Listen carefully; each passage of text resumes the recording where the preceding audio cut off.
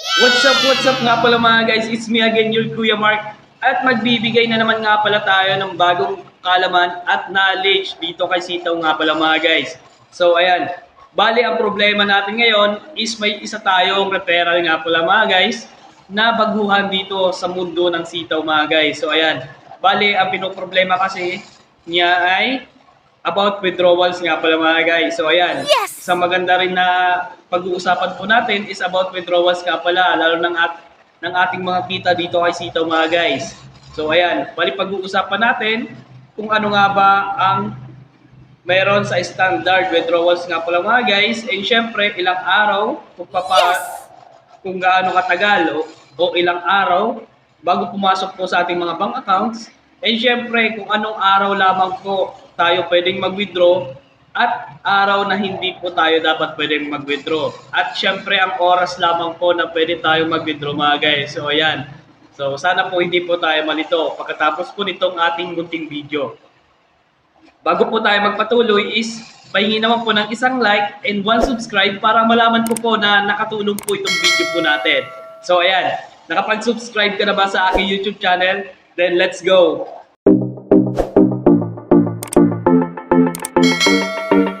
So ayan nga pala mga guys, ngayon ay ituturo ko po sa inyo at bibigyan ko po kayo ng mga tips dito sa pag-withdraw nga pala mga guys, sa kay Sitaw nga pala mga guys. Unahin na nga pala natin sa withdrawals.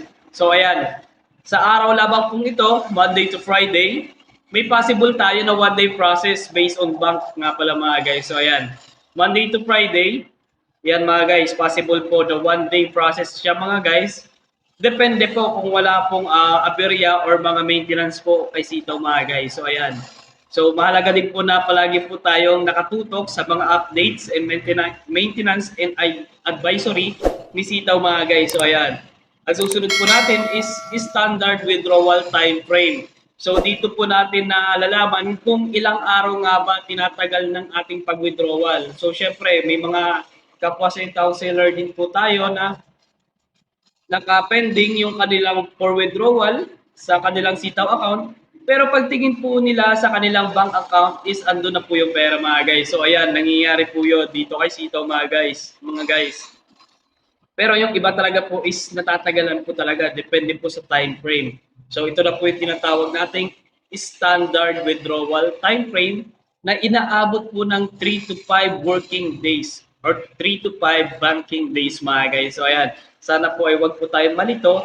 And syempre, always check your Sitaw account nga pala mga guys for withdrawal mga guys. So syempre kasi yung iba po, ulitin ko, yung iba pong account is nakapending na po. Nakapending po yung withdrawal, pero pag-check po nila ng kanilang bank accounts is ando na po yung pera. Kumbaga pumasok na po. Pero nakapending status lamang po sa kanilang mga Sitaw account. So ayan, ito na po, dito po natin malalaman kung kailan ba walang withdrawal. Ayan, kung kailan ba tayo hindi pwedeng mag-withdraw dito kay Sitaw mga guys. So ayan, no bank on Saturday, Sunday, and regular holiday nga pala mga guys, sorry. Regular holiday. So ayan mga guys, tandaan nyo po, Saturday, Sunday, wala po tayong banking days nga pala mga guys. So, iwasan po nating mag-withdrawal or mag-process po ng withdrawal during Saturday and Sunday mga guys. Kasi nabasa naman natin or nalaman naman natin na Monday to Friday lamang po pwede po tayo mag-withdraw dito kay Sitaw mga guys. And syempre, iwasan din po natin na mag-withdrawal or mag-process po ng withdraw during regular holiday mga guys. Yun, ayan po. Iwasan po natin na mag-process po ng withdrawal sa mga araw pong yan. So, it will be processed on working days lamang po talaga. So, ibig sabihin, Monday to Friday lang siya. Pwedeng i-process yung ating withdrawal mga guys. So, ito na naman po, isang another kalamanan din po sa atin is amounting to 50,000 above withdrawal, 1 day delay from the day requested. So, ayan. Yung mga 50,000 po pataas na mga withdrawal. So ibig sabihin po yung malakihan po nilang kita. Yung mga nag-i-invest po talaga dito kay Sitaw, yung malakihan po yung kanilang mga puhunan na nagwi-withdraw po talaga ng 50,000 above will going to have a delay lang po ng 1 day. Yan. 1 day delay from the day requested lamang po. Sila magkakaroon ng problema. So ayan, 1 day delay lang po from the day requested.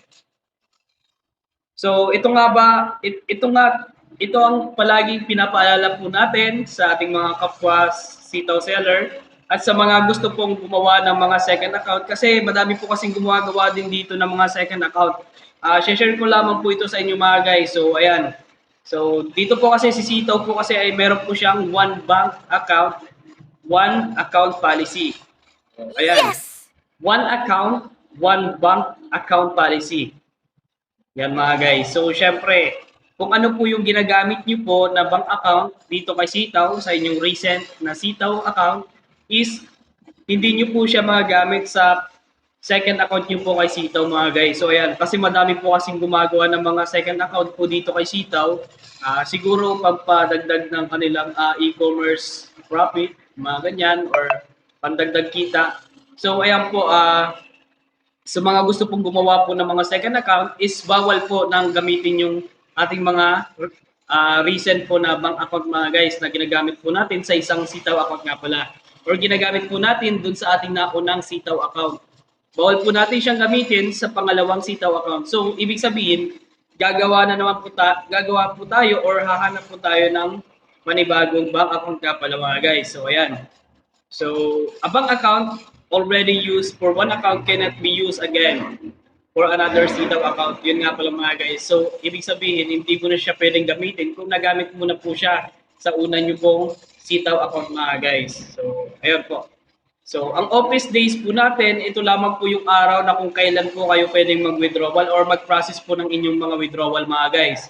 So, syempre, ang office working days lang po, ang office working days lang po natin is Monday to Friday lamang po mga guys. So ayan, siguro kung magpa-process ka po ng withdrawal sa Friday is Monday pa lamang po i-process nyo na po para maiwasan po natin ang delay kasi syempre minsan meron pong advisory or app maintenance or mga announcements Sitaw about ina-advance nila yung mga features. Yung iba din po kasing mga settings or tools po ni Sitaw is masasagasaan din po. Kagaya po ng pag-withdrawal mga guys. So, ayan. So, no office every Saturday. No office every Sunday. No office every Sunday and regular holiday nga pala mga guys. So, ayan. Wala pong office si Sitaw ng Sunday and regular holiday mga guys. Siyempre, pahinga po ng Sunday. And syempre, regular holiday, wala din pong pasok mga guys. So, ayan. So, dito po sa atin, ito po yung pinakamahalaga sa lahat, yung ating office hours nga pala mga guys. So dito po natin malalaman kung kailan po nagsisimula at kailan po natatapos ang oras ng pag-withdrawals mga guys. So meron po tayong office hours na 9 a.m. ng umaga and 6 p.m. sa gabi po mga guys. So ayan, 6 p.m. So ayan po, sana po huwag po tayong malito mga guys sa ating share knowledge and information na naman nga pala ngayong umaga mga guys. So ayan. So sa mga tao po na nalilito po about withdrawal is tandaan nyo lamang po ang office working days lamang po is Monday to Friday. And syempre ang office working hours is 9 a.m. to 6 p.m. lamang mga guys. At syempre sa mga araw na wala pong process po or office working hours is Sunday and regular holiday. At sa pag-withdrawal naman po, siguro para hindi po kayo ma-delay, is Monday pa lamang po mag-process na po kayo ng withdrawal nyo para hindi po kayo ma-problema at hindi po kayo maabala mga guys sa kung ano man po ang gusto nyo gawin or bilin po sa inyong i-withdraw pera mga guys. So ayan po. Paulit ko pong sinasabi na isa lamang po na bank account sa isang Sitaw account nga pala mga guys. Hindi mo na po siya pwedeng gamitin sa susunod nyo pong gagawin na Sitaw account mga guys. So ayan, maraming salamat po sa nanood po nitong ating munting video and syempre more followers and subscribers to come nga pala mga guys.